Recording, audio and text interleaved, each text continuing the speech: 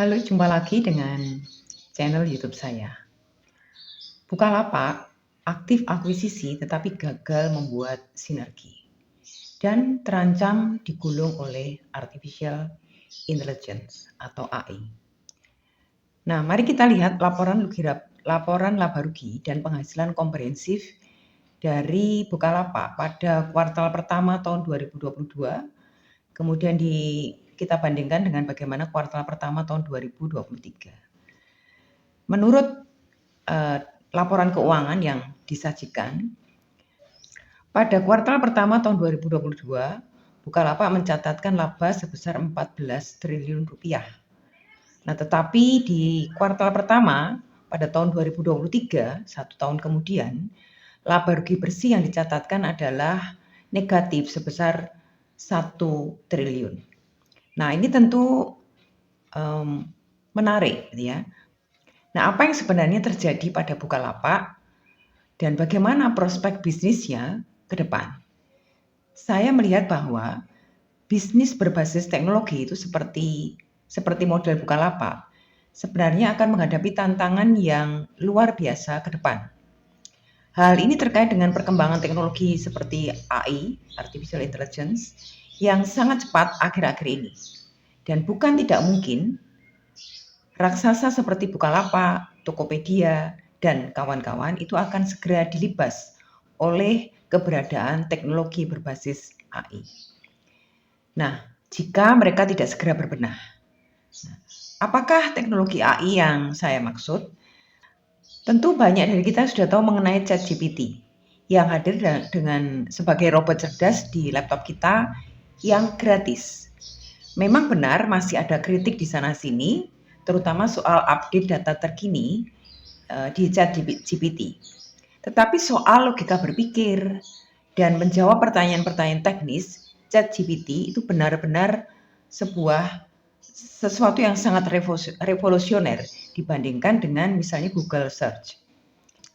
Bukan cuma ChatGPT, tetapi simak video-video berikut ini yang di bidang artificial technology juga, khususnya di bidang marketing, yang dikembangkan perusahaan-perusahaan raksasa.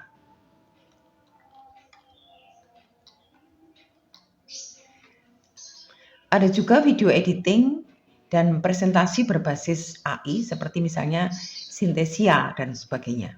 Nah, intinya AI ini akan tidak lagi mahal dan bisa diakses oleh banyak orang secara murah. Tetapi di sini saya tidak membahas mengenai perkembangan teknologi AI secara khusus. Saya membahas mengenai dampaknya pada perusahaan-perusahaan berbasis teknologi seperti misalnya Bukalapak ini. Nah, bagaimana penjelasan seterusnya? Nah, mari terus simak video ini, jangan di skip supaya Anda bisa mendapatkan informasi secara keseluruhan. Kembali pada dasar pembahasan tentang Bukalapak, yaitu laporan keuangan kuartal pertama 2022 dan kuartal pertama 2023. Laporan keuangan Q1 2023 di Bukalapak itu mencatatkan rugi sebesar mencapai 1 triliun rupiah. Sementara di kuartal pertama tahun sebelumnya 2022, mereka berhasil mencatatkan laba yang cukup fantastis, yaitu 14,5 triliun rupiah. Nah, yang perlu diingat bahwa laba bersih ataupun laba sebelum pajak bukanlah menunjukkan cerminan kinerja perusahaan yang sesungguhnya, karena ada banyak aspek yang perlu kita kritisi atau perlu kita cermati lebih jauh supaya kita mendapatkan pemahaman yang lebih proporsional. Nah, sayangnya banyak investor pemula yang seringkali terkecoh dengan laba bersih dan turunannya. Nah, apa sebenarnya dimaksud dengan turunan dari laba bersih? Turunan dari laba bersih adalah indikator-indikator yang mengandung unsur laba bersih. Seperti misalnya return on asset, itu laba bersih dibagi dengan total aset. Ada juga misalnya earning to price, yaitu laba bersih dibagi dengan harga saham, dan masih banyak lagi yang lain. Sedangkan laba bersih atau laba sebelum pajak itu tidak hanya terdiri dari pendapatan operasional perusahaan, tetapi termasuk pendapatan lain-lain, termasuk dari pendapatan investasi, gain baik yang realized maupun unrealized itu semua adalah bagian dari pendapatan yang nantinya akan menjadi di dalam bottom line-nya kita akan menemukan yang disebut sebagai laba bersih sebelum pajak.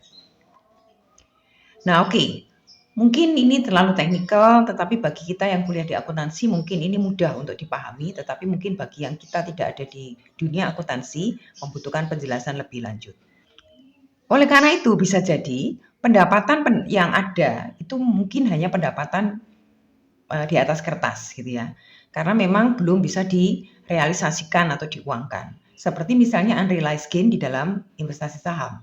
Nah, seperti contoh Bukalapak. Bukalapak itu membeli saham BPHI melalui right issue di harga pelaksanaan 478. Jadi apakah salah menyimpulkan kinerja perusahaan hanya berbasis laba bersih? Tentu saja itu tidak salah, ya. Dan bahkan sangat tepat untuk beberapa kasus tertentu. Tetapi bisa menjadi sangat bias jika ada beberapa case khusus seperti misalnya yang ada di dalam Bukalapak. Oke, kembali ke data di samping ini. Jika kita lihat di total pendapatan dan penjualan usaha, di kuartal pertama 2022, sales mencapai 787 miliar. Kemudian di kuartal pertama 2023 menjadi 1 triliun. Nah, atau naik sebesar 27%. Kenaikan yang sekilas terlihat sangat tinggi. Tetapi saya sendiri melihat bahwa kenaikan ini masih sangat kurang jika dibandingkan dengan sejumlah aksi korporasi yang dilakukan Bukalapak untuk mengakuisisi beberapa anak usahanya. Kenaikan ini terlihat biasa saja. Nah, atau bahkan cenderung mengecewakan. Mengapa? Nah, kita akan bahas lebih lanjut. Nah, intinya jika kita kuliti bisnis-bisnis yang ada di Bukalapak, kita akan bisa melihat penjelasannya. Kenapa prestasi atau kinerja yang dicapai oleh Bukalapak itu termasuk kinerja yang cukup mengecewakan. Nah, oke, mari sekarang kita masuk ke menu utama. Bagaimana prospek bisnis dari Bukalapak? Bisnis ini bisa dibilang gagal, ya, menciptakan ekosistem atau sinergi atas ekspansi dan akuisisi yang telah dilakukan. Bukalapak membayar terlalu mahal untuk sebuah unit bisnis yang berpotensi gagal memenuhi ekspektasi break-even point atas harga yang dibayarkan. Nah, tidak itu saja, Bukalapak juga gagal bertindak sebagaimana seharusnya sebuah perusahaan raksasa dari segi jumlah aset yang dikuasainya. Oke, mari saya akan ambilkan 3 sampel perusahaan-perusahaan yang diakuisisi selama ini oleh Bukalapak pada 2 tahun terakhir. Yang pertama adalah OSI. OSI ini saat diakuisisi nilai bukunya negatif. Kemudian diakuisisi dengan goodwill 3 kali nilai total asetnya. Padahal total asetnya lebih kecil dibandingkan dengan total hutangnya. Artinya perusahaan ini nilai bersihnya negatif. Seberapa hebat OSI sehingga kemudian Bukalapak mau membayar begitu mahal? Nah, silakan Anda tuliskan komentar di kolom komentar berikut. Nah, yang lebih mengecewakan adalah Bukalapak mengakuisisi perusahaan yang terlalu kecil ukurannya ini, yang hanya punya aset 760 juta rupiah. Pertanyaannya, apa yang ingin diambil dari perusahaan sekecil ini? Oke, mari kita lihat contoh lainnya. Yang berikutnya adalah GDI. Nah, nilai goodwill-nya fantastis. 8 kali dibandingkan dengan total asetnya, yang sebetulnya asetnya pun berupa merek dagang dan relasi customer. Apakah benar-benar sudah menghitung usia brand tersebut dan dampaknya?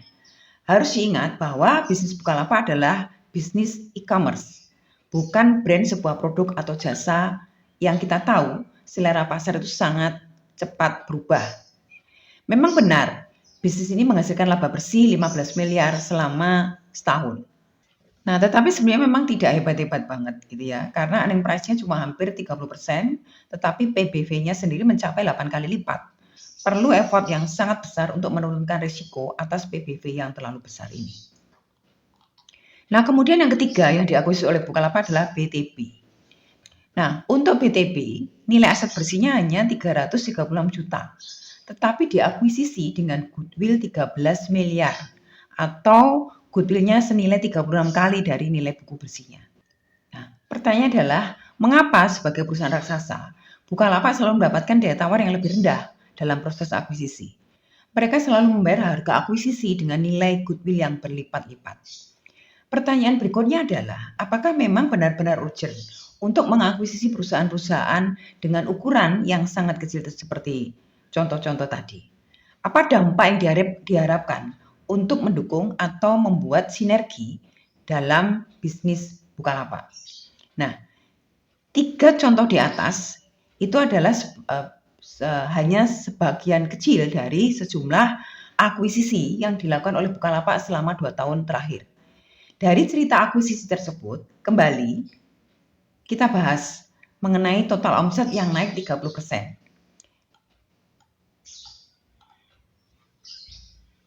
Kenaikan omset 30% setahun itu tentu sangat mengecewakan.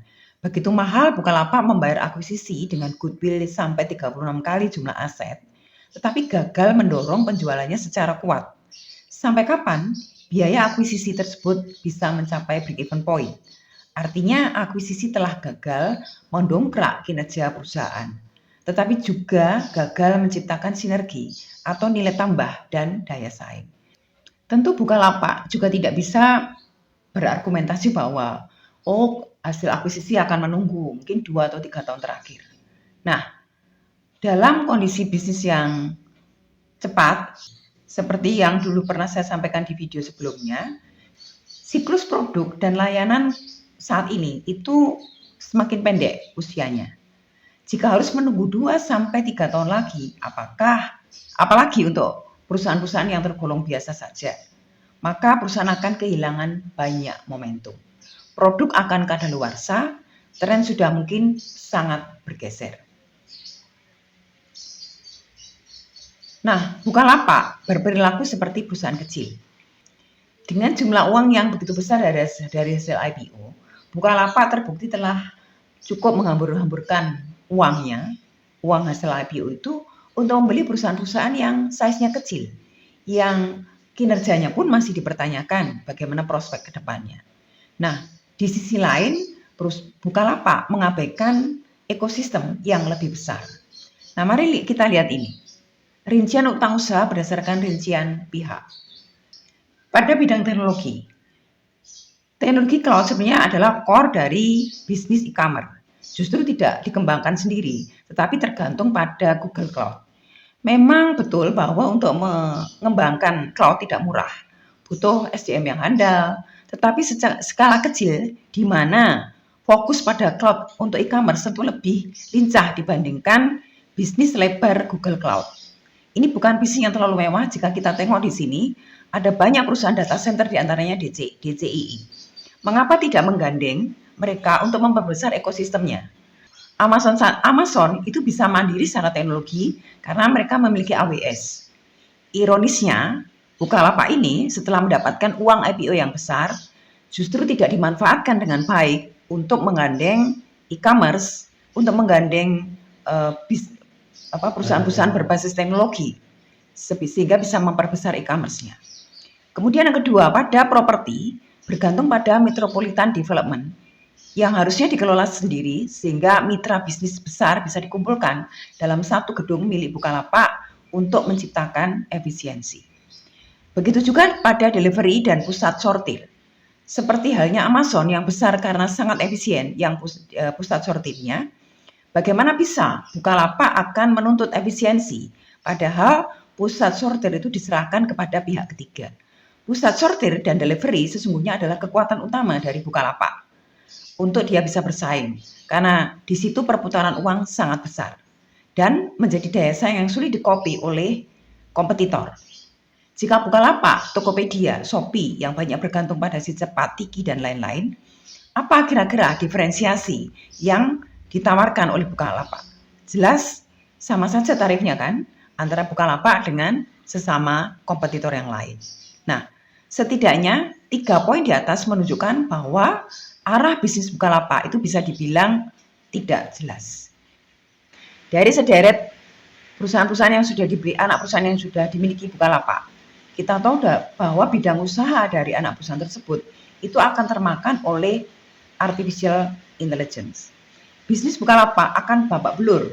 Diajar UMKM seperti web developer, content creator yang mengadaptasi teknologi artificial intelligence. Nah, apakah memang sebegitu buruk kondisi atau masa depan dari Bukalapak? Oke, saya melihat bahwa sebenarnya masih ada peluang bagi Bukalapak untuk dikembangkan, untuk diarahkan menjadi lebih baik ke depan, karena sebenarnya Bukalapak punya potensi yang sangat besar, punya resource yang sangat besar untuk Bukalapak memiliki masa depan yang lebih baik. Yang pertama adalah Bukalapak harus fokus berinvestasi pada bisnis dan teknologi dengan perspektif jangka panjang dan menciptakan ekosistem, bukan menjadi pemain bisnis kecil dengan akuisisi perusahaan-perusahaan receh dengan jumlah yang sangat banyak. Membangun teknologi cloud yang dilakukan sendiri itu akan menciptakan sistem-sistem distribusi dan delivery terpadu yang akan menghindarkan Bukalapak dikeroyok oleh UMKM. Tetapi justru akan bisa menciptakan sinergi dengan UMKM. Bahkan perusahaan-perusahaan besar. Nah, tentu lebih masuk akal jika Bukalapak itu membangun sistem distribusi berbasis IT yang efisien, sehingga bisa mengambil alih distribusi produk-produk Unilever, Wings, Indofood secara on demand. Yang dimana pekerjaan ini hanya bisa dilakukan perusahaan dengan modal besar seperti Bukalapak. Yang kedua, Bukalapak perlu mengevaluasi anak-anak usaha yang sudah dimiliki. Bidang usaha yang sejenis yang bisa di-merger atau mungkin ditutup saja. Karena anak usaha dengan modal sangat kecil hanya akan menyusahkan dan tidak akan bisa bersaing layaknya perusahaan bermodal besar. Perusahaan kecil secara tata kelola mungkin efisien, tetapi secara daya saing mereka akan kesulitan mendapatkan pekerjaan-pekerjaan besar. Nah, kesimpulannya adalah secara kinerja keuangan dan kinerja bisnis, Bukalapak saat ini dalam tahap fragile. Jika kondisi ini dipertahankan, kita semua sudah tahu ekstrapolasinya. Tentu bisnisnya akan ketinggalan zaman. Karena sebagai perusahaan yang berbasis teknologi, tetapi tidak update dengan perubahan teknologi dan bisnis-bisnis kekinian. Tentu saja ini pendapat saya secara pribadi. Saya menganalisis berdasarkan pengetahuan saya yang saya miliki dan berusaha untuk menjadi seobjektif mungkin berdasarkan data-data yang sudah kami kumpulkan. Tidak untuk menjelekkan atau untuk memprovokasi. Karena saya sangat berharap bahwa Bukalapak menjadi salah satu pemain besar yang akan bisa menjadi memiliki masa depan yang bisa dibanggakan untuk Indonesia. Oke, demikian pemaparan saya dan analisa saya mengenai Bukalapak.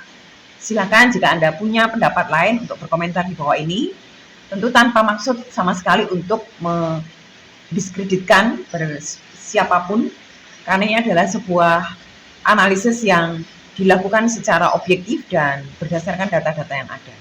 Sampai jumpa di video-video berikutnya.